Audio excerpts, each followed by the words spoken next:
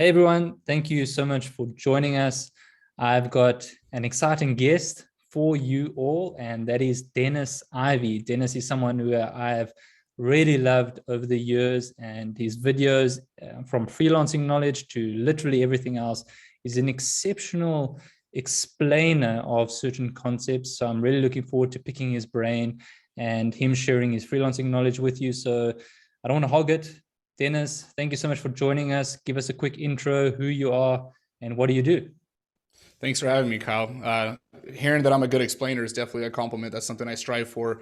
I didn't feel like I was the best communicator, so excited to, the fact that that's actually working out. So I have a background in freelancing. That's actually how I got into web development. I originally started actually with the no-code movement. I don't know how far you want to go back into this, but I'll just give you the short story. We can save the long story for later.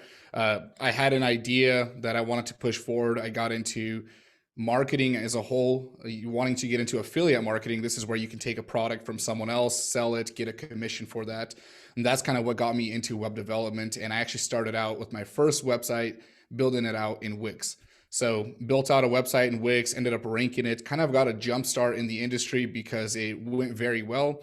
From that, I decided that, hey, I can build websites. I had no idea that I can do this, had no idea how to code still, and was able to move my skills from Wix to WordPress, started a freelancing agency, hired a couple of my friends, my brothers. We had a team of about 6 or 7 people at one point, had an office in downtown Vancouver where I used to live.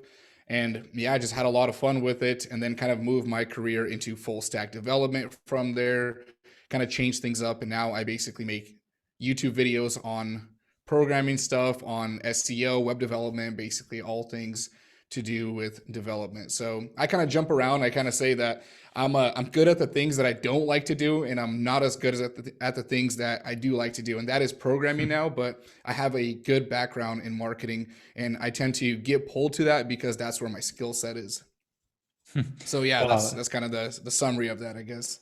Yeah. First of all, I mean, that's awesome, and there's so much there to delve into. So I'm really looking forward to it. I think best way to start now is sort of like, what are you keeping busy with? Like what's your main focus right now?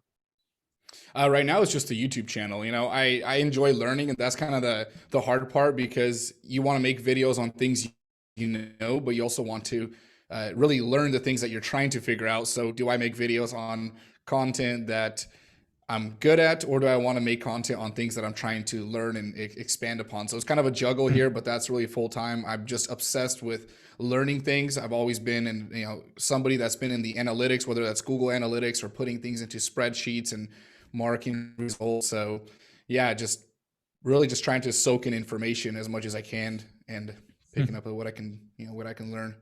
Awesome.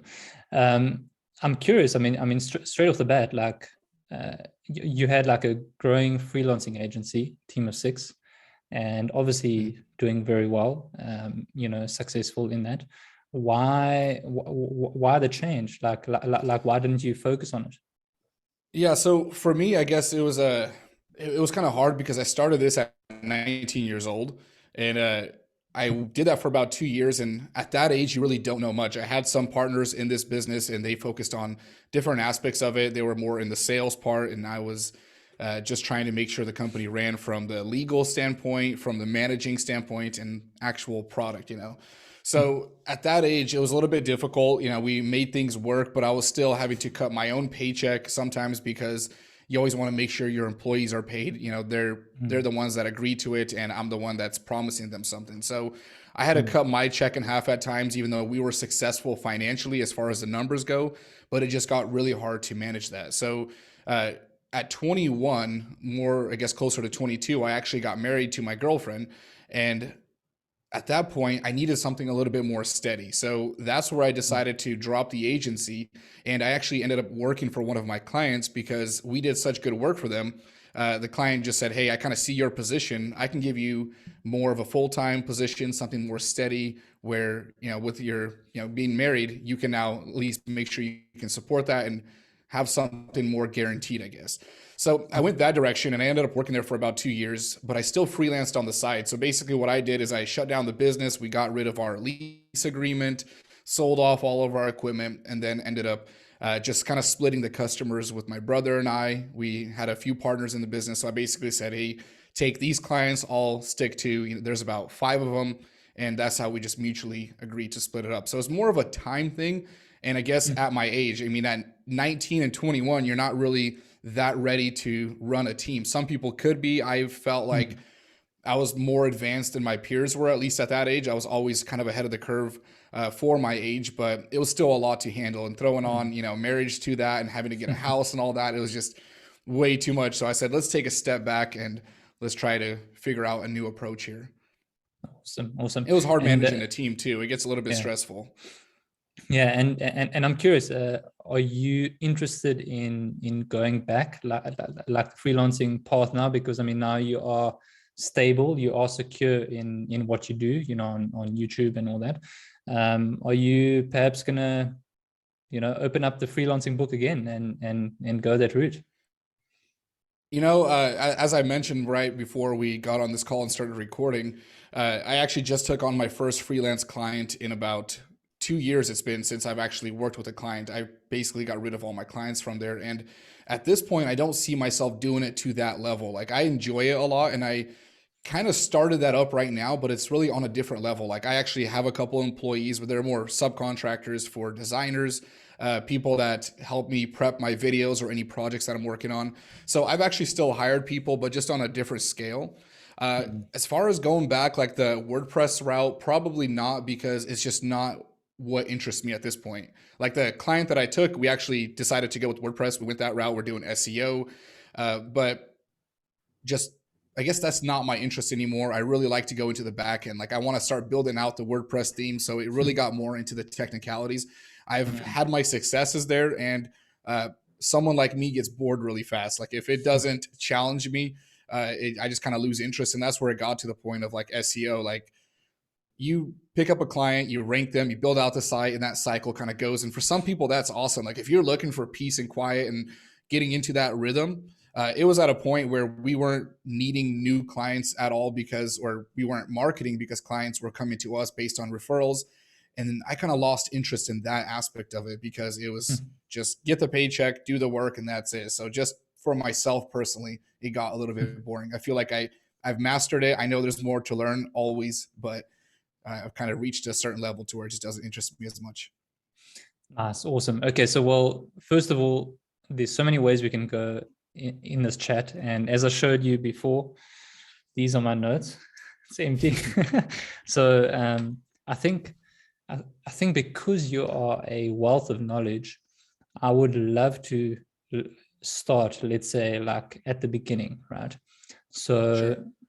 As I mentioned earlier, I mean, there's a lot of people listening to this are aspiring freelancers. Some of them are freelancers, some of them are struggling freelancers, some of them are really doing very well. So let's start at the beginning and work our way from there. So with that said, I am a newbie freelancer, Dennis. And hi, my name's Carl. And Get ready.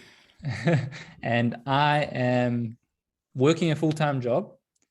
I am not enjoying it. I need to earn more cash. I do have some, basic coding or let's say WordPress knowledge. I don't know anything else. Dennis, help me. What's my next steps? So you're working a job, and this is a question that I actually get a lot, and I do like to address this one because there's the people that try to jump ship right away, where they'll say, you know what, I've heard all these people making, $100,000 a year freelancing. I'm done with my job. I hate my boss, burn all the bridges and let's take off. I really like the approach of starting this part-time. I mean, if you're just starting out, so you have a little bit of WordPress experience, you clearly have the skill. So I wouldn't say go learn there. If you have that skill, you're good to go. I would start trying to get clients just on the side right now. Don't try to burn your bridges. Just start by talking to people and getting to know that industry. So you want to start setting up the business. Maybe you don't have to worry about like the LLC formation or anything like that, but just start talking to people and create some kind of structure. There's always the route of going into the price guides and setting up what you want to do. But I would say start with an industry, or start with a few people that you may know. Most of us know a few business owners, whether it's the coffee shop that we go to regularly, or maybe our landscaper or plumber that we've dealt with, and just start by asking a lot of questions. That's where I got started. I mean, I kind of jumped into it by default just because of that one website, but I just started asking around. In my case, it was in my church. I went to these certain council meetings. We went to these city, what do you call those? When the city has those, I forgot those commissioners. I don't know what that word. It's going to come to me in a bit. But they have these like mayors or something, or not really. Oh man, I'll remember in a second. But anyways, there's a lot of business owners and people in these meetings. So I would start by asking questions and just letting people know with what I'm trying to do and what I'm able to do here.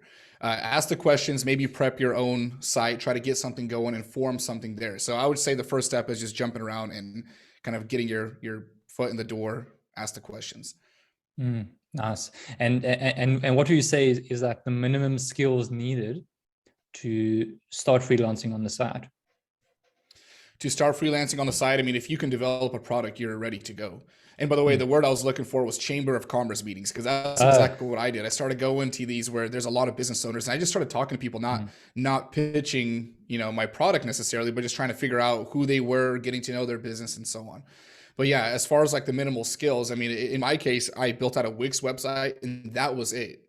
I knew a little bit of SEO, but once I learned how to build one website and the customer was a locksmith, or the type of website was for a locksmith company, that was the only skill. So I would say as long as you're able to develop the product on some level, you're ready to at least start. Awesome. Okay. A question I get a lot, and first of all, I love it. I fully agree. I think that a lot of people overthink it, but I happen to be one of those types. I'm Kyle, who overthinks things, right? So my next question to you is, but what happens if or let me put it this way, how do I sell a website to a client? What is the process? How do I handle any objections? Because the first thing the client is going to ask me is like, show me what you've done and all of that. Like, how do I handle that? Yeah, so we've talked about this a lot as far as like value-based pricing and all that. So not going into the pricing structure, but it's really all about presenting your value to a client. So when you're getting those objectives, that's part of sales. That's something that you're going to have to learn how to do, is present your value to a client, because you could be the best web developer, one of the top SEOs, maybe not the top SEOs in the world, but you know how to rank any website in pretty much any industry. If you can't deliver that to a client, it means nothing. That's kind of unfortunate, but your skill really is only part of that step. So when a client's having objections, it usually means that they are not sure about what you're trying to, or what you're able to deliver. So that's your job, is in fixing that. So it depends on what the objective is. If it's the price, then you have to find a way to show that your product can deliver on that price and maybe deliver results if you're selling to a business. In my case, that's why I mentioned value-based pricing immediately, was because my first approach, and I kind of did it by default, I never just set an hourly rate or even went with a fixed pricing rate where I just set a price for a website. What I would do is I would start looking at that industry. And if this was, let's say, a landscaper, I would look at the value that I can bring to them. And anytime the objection was price, I would change the focus to what my SEO services or what my website can do for them. I would talk about things like the money they're missing out by not having a website, the money they're missing out on maybe not ranking at all. So I would do keyword research and present that. So if they're having a question or an objection, it's because of their lack of confidence in you, and that's your job to solve that. So it really depends on what that objection is. If it's price, that's one approach. We can go into other ones. Well, this is going to be a spicy conversation. I'm looking forward to it. Okay, great. I love it. Next thing now is I'm aware of all that. I've got my WordPress knowledge.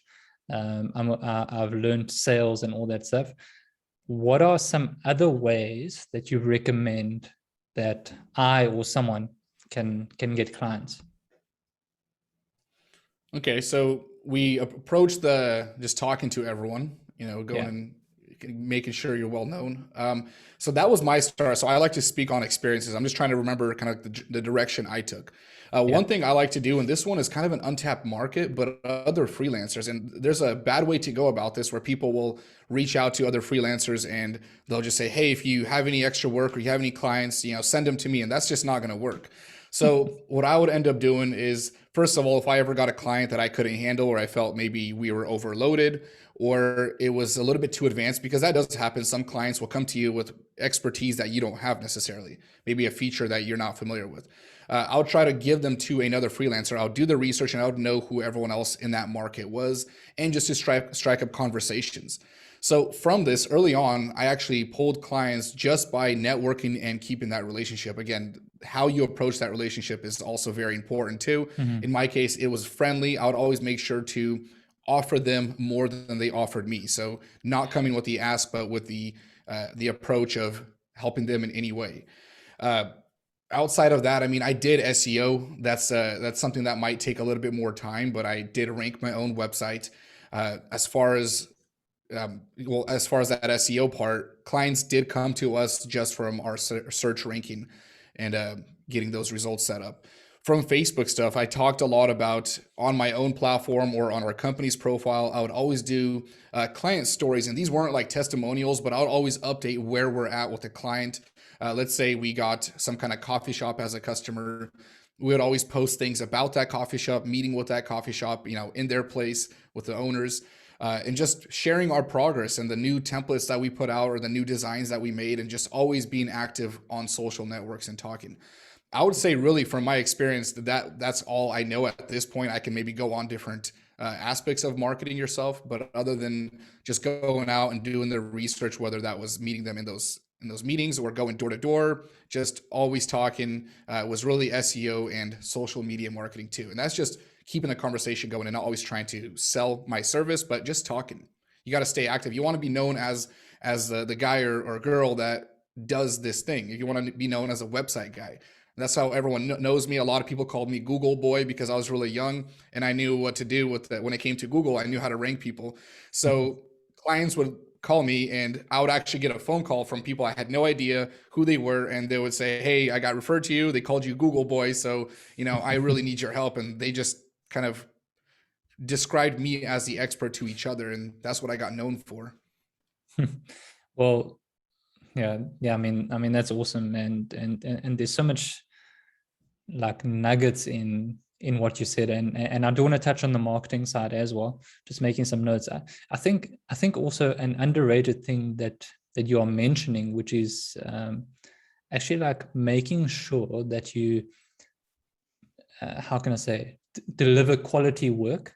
I think that's often it's almost like such a common thing to understand, and that I think so many people like miss it, right? On like really nurturing the client relationships, on whether you have one client or two clients or three clients, to really nurture that relationship and know that it could potentially lead to, other clients and referrals and all that type of stuff.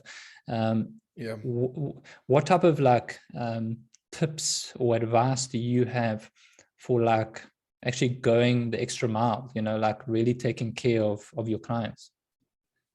Yeah, so there's a few things that I wanted to cover in that. First of all, there's a stat, you probably know it, but it's about 20 times harder to get a new client than it is to retain one. And the other one was I put together a full video on landing my first 20 clients. And the reason why I focused on the first 20 was because after I landed those 20, I didn't really have to market anymore. There was still customers that came from social media or SEO, as I mentioned, but really my clients did the marketing. So when it comes to nurturing those clients, that is by far the most important part. A lot of people are trying to find client after client when really you take that one client and you treat them like a baby. At that point, you go above and beyond. You don't really worry about your pricing, because I did not care what that client was paying me. I wanted to make sure that the reputation and the work that I delivered for this client was solid, because that was the most important thing. So with this, there's a few things. One is if you're doing maybe some kind of websites or just SEO or maybe something with a reoccurring service, is to stay in touch with that client and don't only do it during the billing cycles. A lot of people will do work and they'll just kind of disappear from any relationship or contact with that client. It's very important to be in that industry and always be connecting with that client, and maybe on a personal level, try to attend any kind of events that maybe they invite you to, or send in that checkup email, send them reports. There was times if there was nothing to talk about, I would just create like a monthly analytics report. Even if they weren't paying for SEO services, if they just had the one site and only paid for some kind of monthly updates, I would create an analytics snapshot, and almost like an email marketing campaign. You're almost dripping content. You know how when you do email marketing, I don't know how familiar you are with that, but you're keeping a list, an email list hot. And if you just try to email them only when it comes time to market, that list is not going to be as responsive. So just doing drip content with that client. Hey, here are your analytics. Hey, this is something that I noticed about your industry. You know, keep an eye out for this. Staying connected to that client. They feel like they have their own virtual assistant in your area. So for that web development aspect, they feel like you're the person to go to, and they have an assistant always keeping an eye out for them, kind of like a guardian angel in that aspect. So that's the character you want to take on for them, staying connected. When it comes to delivering, I mean, I always believe in the under promise, over deliver. Never over promise something and then not deliver those results. Be very clear in your communication. And just having a wealth of knowledge about their industry and being well educated, that'll take you a long way. Other than nurturing that, just the relationship, deliver the work. If you do that, you're golden, and your clients will do all the marketing for you. I love it. I love it. I love it. Check. Okay. The other one is, or let me put it this way. Like, I find that a lot of people have the skills, right? You know, I mean, they're really exceptional at like coding, marketing, whatever. I mean, really experts in their field, but you know, they might struggle with sales, or if they do sales, their mindset to approach to sales is like almost like the expectations are very high. You know, like I reach out to 10 clients, or I do X, Y, and Z. And I expect X results, or like how many leads and everything to come from that. When it comes to mindset of a freelancer, what do you think are like the key characteristics and mindset traits to become a successful freelancer? Yeah. So at that point, when you just mentioned the 10 outreaches, you know, or reaching out to 10 clients and maybe getting one or nothing, that's the first thing. That mindset is going to be a lot of patience, because you're going to be doing probably a lot more than that. There's a good chance out of 10 you could get that, and you always have to focus on maybe the quality of your outreach, but you're really planting seeds. A lot of these clients won't convert right away. So if I ever got a no, or I felt like maybe it wasn't the right time, I wouldn't just start pitching to these clients. I would just make sure they knew what I was doing. I would keep that conversation going, but I would plant a seed knowing that that client can come back to me a month later, 6 months later, or hell, sometimes even 2 years later. And having that mindset, be patient with it, know that it's a numbers game, but at the same time, not everything is ready to go right away. Some clients are good clients, or they could be good potential clients, but they're just not ready for whatever reason. They may be waiting for a tax return. They're waiting for their business to get to a certain level.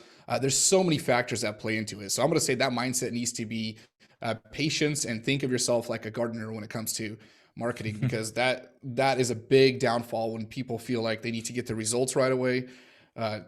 Something I can't overstress is that patience. Yeah, I love it. Okay. A thing that you mentioned a few times now is marketing. And I know that your background is in marketing. Perhaps we can start there and sort of share a bit more about your knowledge, and also secondly, how important do you think it is to have some marketing knowledge as a freelancer? Let's start there. Well, I mean, marketing is just really understanding humans. I mean, it's kind of an interesting thing, because it's not like it doesn't have a formula that works for everyone.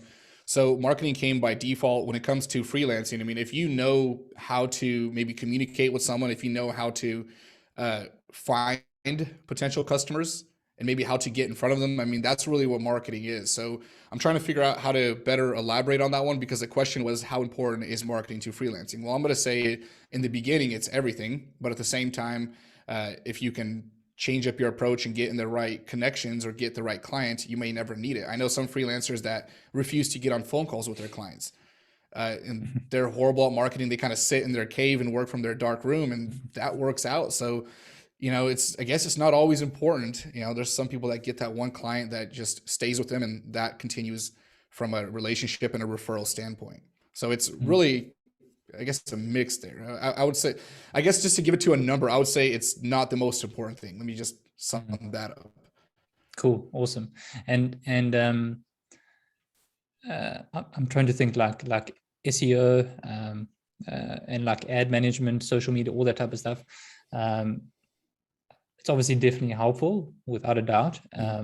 But how do you sort of recommend people can start with that, and then once they have that knowledge, how do you pitch that service and that skill to a client to actually make money from that?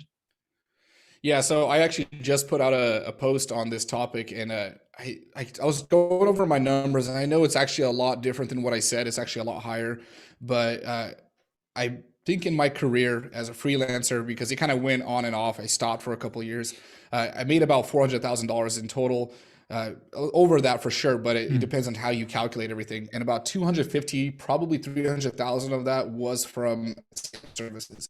So I sold more SEO and AdWords management than I did websites. In fact, I would often downplay the website because I was after that SEO number, that monthly recurring number that I know I can grow, that gives me much more control over this. So I guess to address the first part, how do you learn it? I mean, there's a lot of resources online. SEO, there's a book called The Art of SEO. I'd highly recommend it. There's newer editions.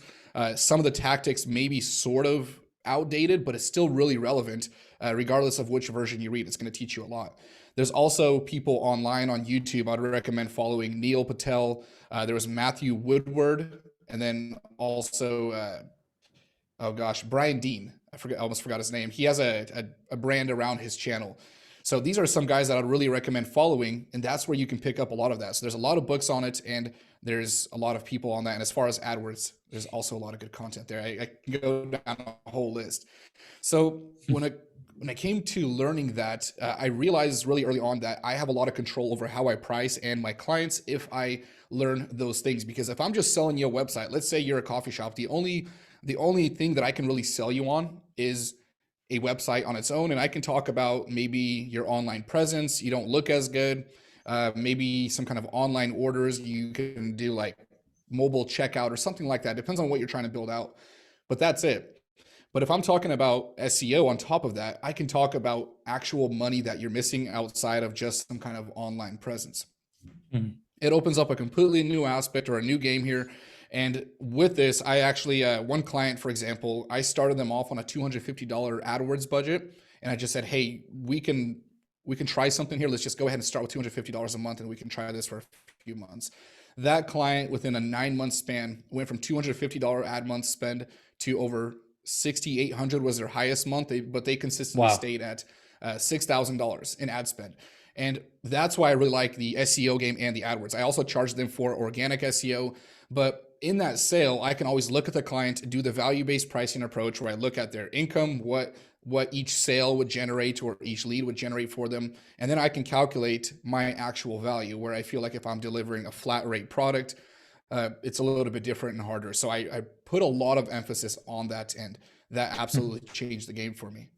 I'm not sure if I addressed the question directly. There was a few questions in there, but yeah, perfect. And okay, so value-based pricing, I definitely want to touch on that, because I think you've got some great perspectives there.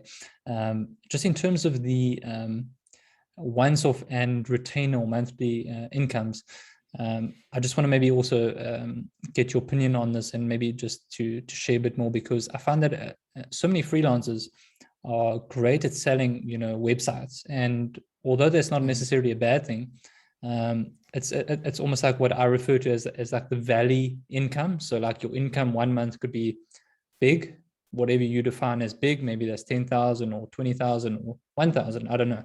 So it goes up, and then the next month you have to get another client, and then you can't find it up down.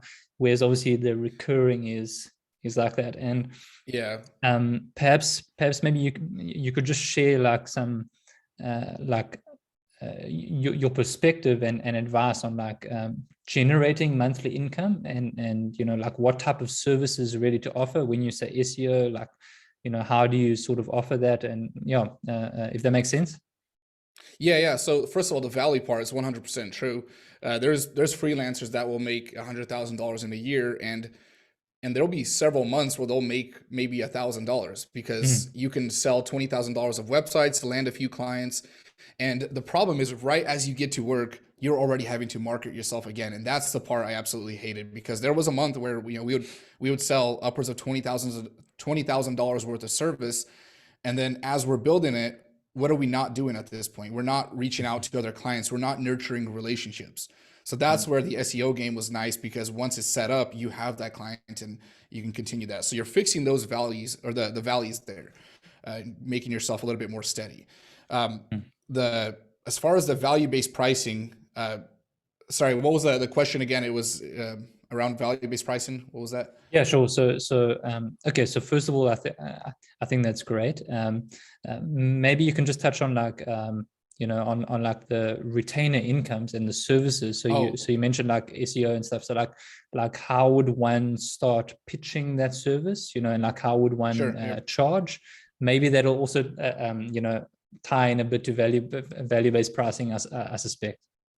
Sure. Okay. Yeah. So that's actually where I was going to base it off of. So how do you pitch that, or how do you actually use that to price it? So I guess we can jump into value-based right now. So the idea of value-based pricing is obviously pricing off of what the value that you can generate for a customer, what you think you can do, and pitching that service. So first of all, when I'm always going to tell stories, because I feel like that's how people retain information. When I'm going to this coffee shop, I shared a story in my freelancing video with you and Brad in that course that you just put out. I go to this coffee shop and I figure out my monthly retainer price and how to pitch based on the research that I do. So I go there and I find the keyword research, and I think it was about 20,000 searches a month within a 5-mile radius to this customer. So this is where my pricing starts. I start doing research on that. How many customers are they missing? And I'm trying to figure out what I can deliver, whether that's just an organic SEO or AdWords. I'm creating the pitch around this. I meet up with that customer and I start talking about those searches, and I talk about what their average customer spends, how much space they have for occupancy, maybe what their capacity is. Are they at full capacity, or do they have 50% more room to grow between their busy hours? So I calculate all this, and this is where it takes a little bit more work, but this is what you get paid for. This is who earns the big bucks in the industry. So once I calculate that, I figure out, you know, an average conversion rate, what we can bring in if we had a high ranking. I bring all that in and I come up with a monthly rate of usually about 5 to 15% of what the value is that I can bring them, because that's kind of the standard. It's in business, it's about 10%. That's how most people list it, but most companies are willing to spend about 5 to 15, maybe even 20% of their marketing budget, or of their budget on marketing services, or of their revenue on marketing. That's pretty standard. So knowing this is how I'm able to price this customer. So we create that average. I think we came up upwards of $64,000 a month that they were potentially missing out on. And I just kind of create a baseline of that. I'm trying to remember all the numbers that that went down and what I said in that video, but I think it was about $64,000 a month. So what I do is I start at 15% of their revenue and I start negotiating from there. So in that case, I'm setting my price, my monthly rate at the value I can deliver, and that's how I'm able to base that. So when you're coming up with that range, that's where value-based pricing is really the answer, because that's what's going to set that number and help you deliver that value to the customer. Because I think you've actually said this analogy. It's like, how do you make a $30,000 watch look cheap? You put that next to a Rolex or something like that. I forgot what that approach was. So when I'm showing the value to my customers, if I show them, you know, $64,000 more in revenue, they can care less about my, you know, $2,000 a month SEO bill. Like they're going to look at that and they're going to not even blink, because it totally makes sense. It's like if I said, hey, give me $10 and I'll give you $20. If that works once, you're going to say, can I give you another $10 because I want to double my money really quick. So that's the approach I'd always take. I love it. And there's so much there. I think just on a practical note, so you mentioned that, like, okay, I've got a coffee shop owner and I've got their data that I can analyze and sort of see how well they are doing, which I want to touch on shortly. But how would you approach this for a completely new coffee shop who has just opened? Well, I'm basing their value off of competition. So I'm going to do research on all their competitors. If they're completely new and they don't know what's going on exactly in the industry, the research doesn't change. I guess in this case, I'm not showing them, I'm not talking about what their potential growth is as far as what their current occupancy is. So the strategy doesn't really change. So what I'm going to do is do research on their competitors. There's a lot of tools that can tell you exactly what competitors are gaining in traffic. So I would use that and make them jealous. So what I'm doing here is, let's say, for example, there's some stats, and I have to remember all these numbers, but most of the traffic is going to go to the top 5 ranked websites. So I'm going to use that to my advantage, that information, and say 15% of the traffic is going to that top website. So I'm going to pull up their competitors, and immediately customers will always know their competitors. And I'm going to tell them, hey, coffee shop XYZ right here is pulling in about this much traffic. They're pulling in 1,000 searches, and they're bringing in this extra revenue from Google. So I'm going to go ahead, or any other search engine, I guess. So I'm going to show them what the competitor is making based off of my predictions, off of the things that I know. So I'm going to use that for a new customer and let them envision what that kind of revenue can do, because they have their own projections. They probably did their research on the market there. They know what they're going to expect to make. So let them take your number and add that to their projections. And they're going to be, their eyes will go wide over that kind of stuff. And yeah, it's pretty easy, actually. It's the same approach. Yeah, I love it. I love it. And I mean, as you know, I'm also a proponent of value-based pricing. So it's like, I get quite excited talking about it. But I don't want to circle back, and that is a question that I receive a lot in also trying to explain the value-based pricing approach is, what do you say to clients if you ask them, like, how many coffee shops are you currently selling, per day? How many customers do you currently get per day? Because obviously, essentially, you're trying to work out like how well they are doing from a monetary perspective to sort of base your value-based pricing on that. So so the question is, how do you handle the client, whether it's coffees or furniture or accounting services or whatever, who's just not being transparent with you with their numbers? I mean, yeah, if they're not being transparent, that's usually a whole nother issue, I guess. That might be somewhat of a red flag for the client, but there's ways to get around that. And you might just have to run off of your own estimations. It's not that hard to figure out what a coffee shop's bringing in. If you look up any research, you can pull up a city, a city size. Let's say you find a city that's relative to the size that you're doing this marketing in. And you can try to just imagine what foot traffic would bring in, maybe even sit down there and work for a little bit and try to go there several times in their busy hours and just try to figure that out. But there's pretty simple ways to create that estimation yourself there and just bring it for them. Another one is to watch their reaction. What you could do is you can just take that number and you can almost get them to say it accidentally and say, hey, so I'm assuming you're bringing in about 1,000 customers a day. And they'd be like, well, I don't think it's that high. So they'll usually give you some kind of hint there, and maybe it's more like 700. So you can watch their reaction or start throwing out these numbers. And it's kind of like a typical negotiation process where you start high, one starts low, and you kind of meet in the middle. So you can use that approach and assume their numbers based off of your research and try to ask it in a different way to where they can help, or they can either give it away or just help understand why you're even asking. And that's another one. When I'm asking a client budget, I also said that in the video, some clients won't want to give you their budget, just like they won't want to give you these numbers. And for part of that reason, it could be because they don't want you calculating that and changing up your price. If you help them understand that, you might have to reiterate why you need that budget. That can be the type of competitiveness that you're going to be working with. Maybe you'll let them know that, hey, I need to kind of figure out what you're dealing with, because this is going to change up based on your competitors and the things that I need to do in order to make your service better. Because if you give me false numbers, I'm not going to be efficient in what I do, and I'm working in the dark. So I need to be able to see everything so I can change up my approach based on that. Nice. Yeah, I love it. And also, I mean, it actually also boils down to like, if you're really focused and serious about creating value, you want an ROI on what they are currently doing. So it's like Mhm. at the end of the day, I mean, you want to know as a professional, and I think this is also what separates someone from the commodity freelancing market versus like actually being perceived as an expert and professional in your thing is you actually concerned about the ROI, like how are they currently doing, and okay, Yeah. I'm applying X, Y, and Z changes. I want to actually know for myself, did you actually sell more dining chairs, in this Yeah. category based on my ads and everything else. So it's pretty much a benchmark, Yeah, absolutely. Yeah. Okay. Well, first of all, this has been awesome, and there's so much still to chat about. Which one thing I want to touch your brain, or let's say pick your brain on, not touch it. I like touch your brain. It feels like it's going to tickle something. Is um, portfolio websites and agency websites. What is your approach and understanding for building a portfolio website? Any tips that you have, or agency website, or niching down, anything like that? Yeah, so the agency website, it's funny because I believe in that.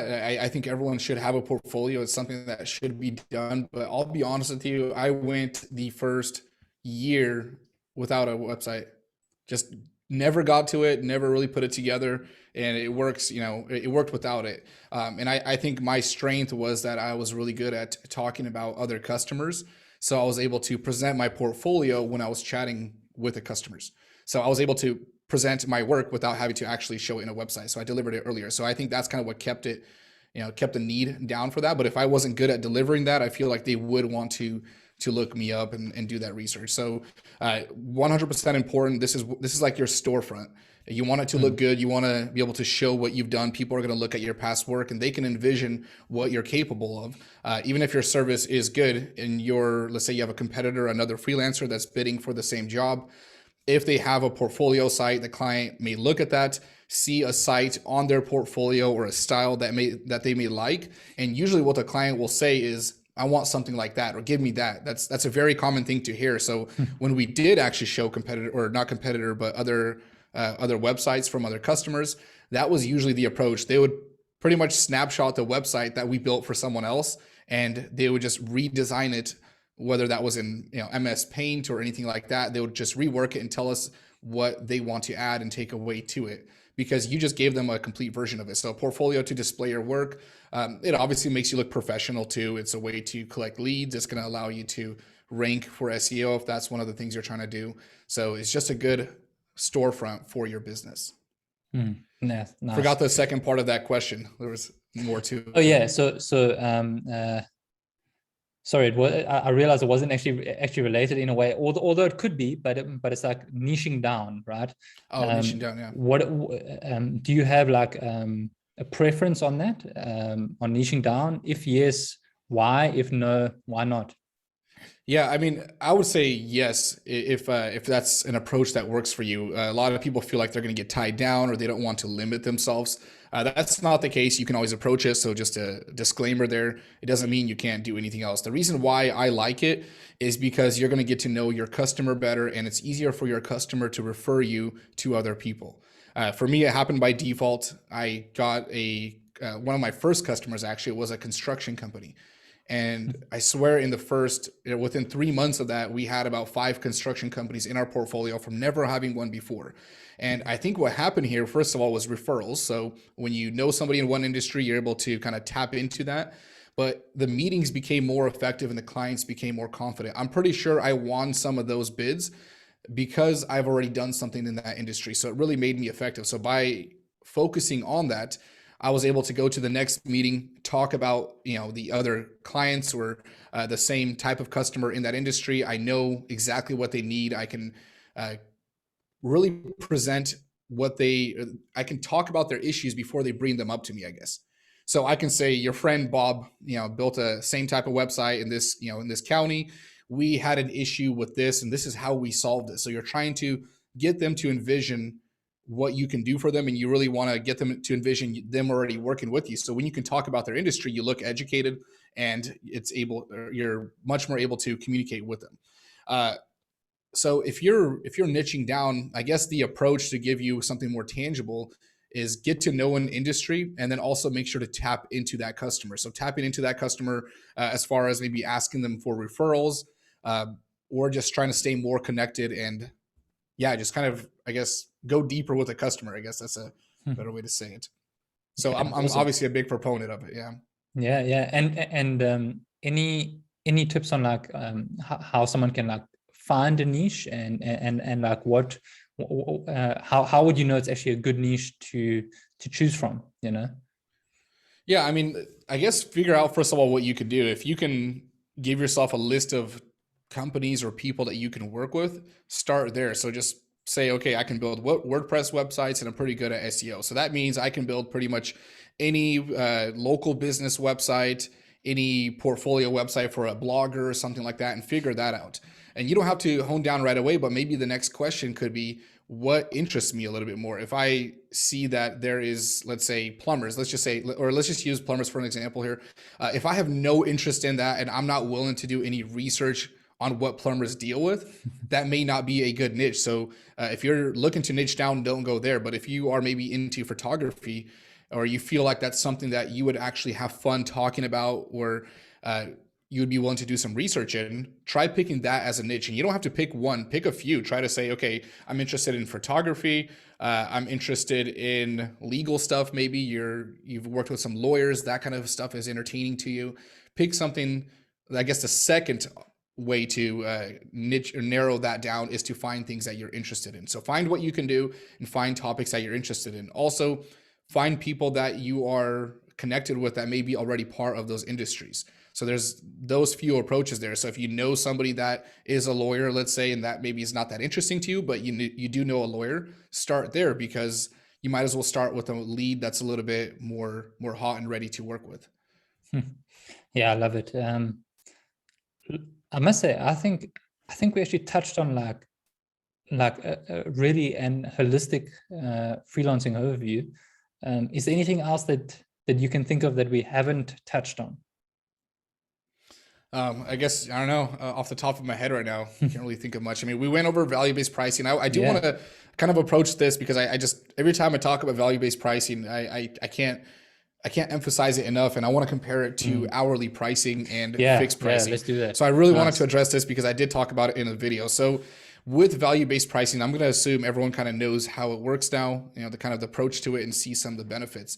The biggest thing to hourly pricing, or the biggest issue that I have with it, is with hourly pricing, you're giving the customer way too much insight into your life, into how you work, and you're really limiting yourself. And that's kind of one of the things that I said is, if you are in that video, if you are able to deliver a service, there's no reason that the client should know what your hourly pay is. It's too invasive and it's none of their business. You should get paid for what you're delivering. The only time I'd ever do hourly pricing is if it was like maybe an add-on to something that I was doing, where if a client starts requesting something, I might just say, hey, that's going to be an extra $80 an hour or whatever.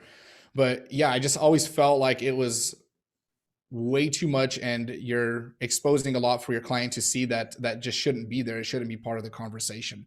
And you're not able to really grow with that client because you're just there as almost like an employee, even though you're a freelancer. Now with fixed pricing, I guess my biggest thing there was leaving money on the table. There's really no way to scale upwards with that client. So that's where I think of value-based pricing makes up the best of both worlds there, and really combines those and gives you the most results there. What's your personal take on hourly based pricing? I mean, I know you're value-based pricing, but what's some other issues that you kind of had with that? Because I feel like we can expand on those. Yeah. So first of all, 100% and good point. I think, or let me put it this way. One of the reasons I don't like hourly billing is it discourages efficiency. So for example, you're offering WordPress websites, and now a construction, business, and it's like, no doubt you would use certain plugins, right, to like automate things, or maybe there's a plugin you can buy for like $100, which saves you like a week of coding time. So now you buy the template, or let's say you buy the plugin. So now obviously that reduces your hours. Instead of billing, 45 hours for the week, you literally bill one because you just bought a thing. So essentially you're actually being punished for being efficient, you know. So maybe you can also elaborate on that point. Yeah. So what you just said there, that's the thing I missed. I knew I was missing a key point there, but that's exactly it. You're not being incentivized to work efficiently. And that's kind of the reason why I said the client has too much knowledge about how you work, and that's, and they shouldn't, because that shouldn't be part of how you get paid. The example I like to use is one where I built out a website. It took me, let's say, 20 hours because the case was exactly like this. And I already had the same theme. I bought multiple use license for it, and I was able to use it for another client. If I had the hourly based approach, I either take my time, I can lie about the hourly rate, which is not ethical. Both of those are not right. Or I can just use a different approach and build out a website in half the time and be much more profitable because I had a different pricing structure. Hourly pricing would completely discourage me from being efficient. There's also the other approach, and my wife has dealt with this as a photographer, where she has her prices, and there's somebody that goes and buys a camera, and they just this the first time they just know how to take a few pictures. They went outside, took a picture of a bird and a tree, and put that on their portfolio, and they're ready to go. Now a client may not see the difference in the value that the photographer is bringing. They're not an expert in it. Same thing with websites. They may not exactly understand the difference between you and one of your competitors. Your competitor just started, let's say they're completely new. They're able to offer a lower price. They're learning about the industry. They maybe don't have that much overhead. They're still working their side job. They can say, I'm going to charge you $20 an hour because I feel like that's a good rate. Maybe at their job, they're making 17, and that's a nice little increase. Now, you as the professional charges, at a minimum, I wouldn't work for less than $100, $120 an hour. I would never work for an hourly rate, but that's a good value to set. What are you doing to your client when your competitor says $20 and you say $100 an hour? Your client is not looking at that value anymore. You're going to have to really, climb or swim upstream just to try to deliver your value now, and you just made yourself less competitive. Because with that approach, a client is by default looking for the cheaper one unless there's a clear, definitive reason to why you are a better choice than that competitor. So that approach, it just feels unfair to have to compete with that when anybody can come into the industry from anywhere and just get into it and outbid you, even though you have way more experience and are way better at what you do. Yeah, and first of all, I love that, and it touches on I use two examples. So I say let's say you are a junior developer and a senior developer. So junior might charge, I don't know, let's just say $50 an hour, and then the senior might charge $100 an hour. But let's say, the senior takes 4 hours to do it, the junior takes 8 hours to do it. They pretty much earn the same. Obviously, it's assuming that if you are billing hourly every single hour of the day, of course the senior would make more money, but which is great. But another example is that how can I say it? There's a ceiling on your expertise. So let's say, for example, you were charging $150 an hour, because you're an expert, you really know what you're talking about, and a construction worker or construction business comes to you and says, "Hey, Dennis, I just want a simple 3-page website, selling my services and all this type of stuff." So it's for a fact that based on, doing it, 10 different websites and experience or whatever, you can whip this thing up after they send some contents and some images in a morning, man. 4 hours, boom, done. So now the question comes in, should you charge your $600 for this 3-page website, or should you charge more? And I think we would both argue that obviously you need to charge more because your expertise is more, and there's also some value in delivering websites, fast, right? A lot of people have this expectation that because it takes, it's fast, I need to charge a bit less, and all of that type of stuff. But there's also value in that, so maybe add to that. 100%. And also in that example of, you talked about the senior and junior developer, there's a chance that more junior developer may end up charging the same, if not more than you, because it may take them 40 hours to complete something that you can do in 3 hours. In most cases, as somebody that's experienced, I can put together a site in minutes because I know all the plugins. I know exactly what I need to do. I probably have templates that I worked with, the research, all the filler content that I need to put in there. That's all prepped. And that junior on the client's aspect, and I've had to discuss this exact point with clients. I had to explain to them why someone might be charging. It wasn't an hourly issue. It was just a matter of a fixed price, actually, in this case. But we went over things like that, and speed was one of their main requests. They needed something done quick. They were facing some issues, and I was able to explain that to them. That's just not how it's going to work. So this is my price, but I'm just trying to show you the risk you're taking in working with somebody that is just lowballing you, because they may end up taking a lot longer, and probably will, because they just don't have that experience. Yeah. I love that. And maybe one final point that I can think of is when it comes to hourly billing, very often it's quite funny, right? I mean, a lot of clients would in any case already ask, like, from a budgeting perspective, like, how long do you think this will take? And then let's say you give them an estimate to say, like, it'll take 50 hours, and let's say you bill 60 or 70 because it really goes over. You know what's going to happen? They're going to argue, about it, and then you're dealing with a lot of this crap, Oh man. And also, not only that, but I've heard the argument, a lot of people say, yeah, but I use screen recording, and and clients can verify that. But the thing is that that's like micromanaging, and all of that type of stuff. If that's an issue, then I'm not working with the client. I'm not going to be watched over. If you don't trust me, I guess that goes to the hourly thing. But yeah, if you don't trust me with that, we're just not going to work together, because that's going to be the first issue. You're going to be a pain in the neck from here on out. But you brought up a really good point, and I didn't even, I didn't think about that, but that is a big issue in pricing things out, as far as doing an estimation on time, and maybe even like not a fixed price, because I still use the value-based pricing approach, but there is times where you do need to like estimate a project in its overall worth. Somebody may come to me with a full e-commerce site, and they have all these features, and value-based pricing may not work, because I can do my research, but the website itself is going to be a little bit, a little bit bigger. It might not even be something that you use WordPress for, and I have to estimate that. It could be something that takes several months. And the approach, or the fix that I found, and there's really no fix other than experience personally, like to really get, improve that. But some things you could do is be more transparent with the client and give them estimates.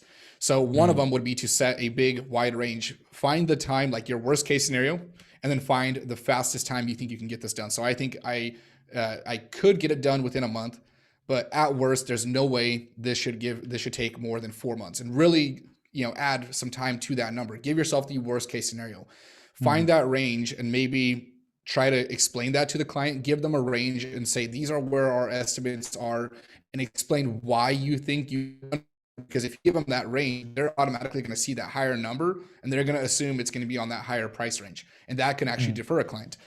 But if you are able to say, okay, I think this is going to cost between $30,000 to $70,000, it could be upwards of $70,000, but that's highly unlikely. But I need to be transparent with you. So let's do this. Let's start with a retainer of $15,000. Let's just talk big websites. I guess this is kind of out of the out of the park for a lot of freelancers. But let's just start with a small fraction of that initial budget. We'll work for a month, or we'll work for 2 weeks, and I'll keep you updated in this process. If something doesn't go well, I'll give you all the code, I'll give you all the files, whatever we're building out here, and you're free to go. There's no contract. We're not tying you into this. You can have this project and take it to another freelancer. So taking incremental steps, showing the client that you're willing to take part of that risk, and also that you're not going to make them commit to it right away and then just not know if they're ever going to get that project, is an approach that I can use. So the answer here is transparency, but break it up into sections to where a client feels like they can take small steps in order to accomplish the same thing. And you can let them know, if we meet this point and we don't meet that 10% mark, and we've hit a budget of this number, then I'll let you know, and you are free to go. That's where we can cancel that contract. So giving them that option and way out. But that's really the best approach I found, other than getting good. If I'm building out a WordPress website, I can tell you that it's going to take between 20 to 30 hours, and it's not going to go over. I can estimate that pretty well. But on bigger projects, because I have had those, we are dealing in the almost close to the $100,000 mark. That is going to be a completely different thing. Yeah, and I think, I mean, first of all, that other approach is interesting. I haven't thought about that one before, but also I think it's also key that people are flexible in their pricing. I mean, I think value-based pricing is a good guide to follow, but I mean, also use common sense, you know, on like working out, you know, as you Yeah. say, the fixed pricing and all that. I think an advantage that I've had was I've been the business owner.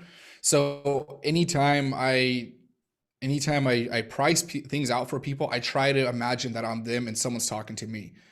And I know all the reservations because I've had to, set a budget for certain products where I have to spend $20,000 and I'm so scared of this product. And when a salesman or a sales rep says, hey, we can give you like a trial for this, or we can, give you, let's say, this software, but instead of this, year-long commitment where you're going to spend all this money, let's try a 3-month trial for this. I feel much more comfortable. So for a freelancer, a big piece of advice, try to understand the client's point more than yours, because if you're looking at yourself, the client's also going to feel that too. They're going to see that all you're trying to do is get the most money for your time.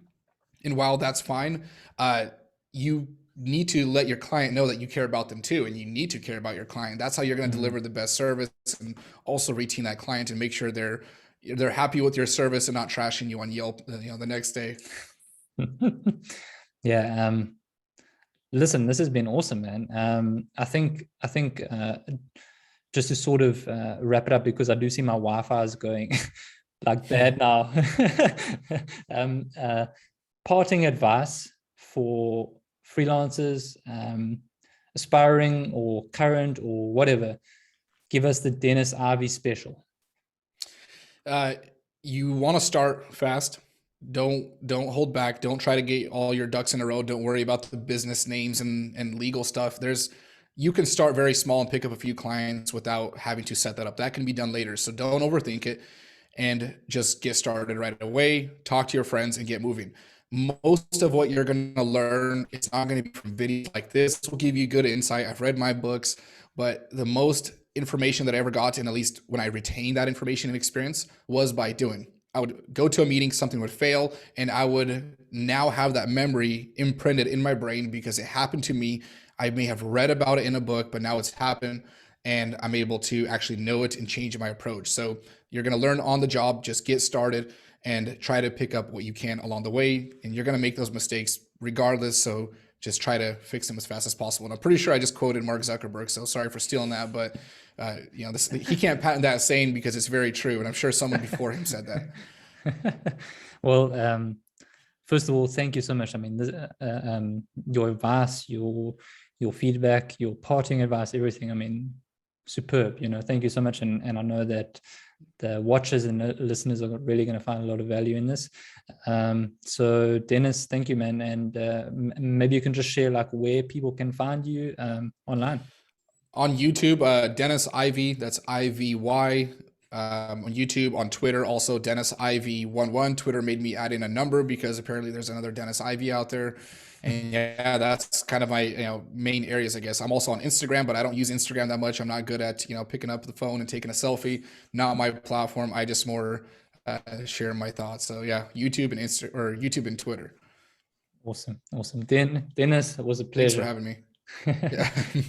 Thanks so much, man. I appreciate it. Cool.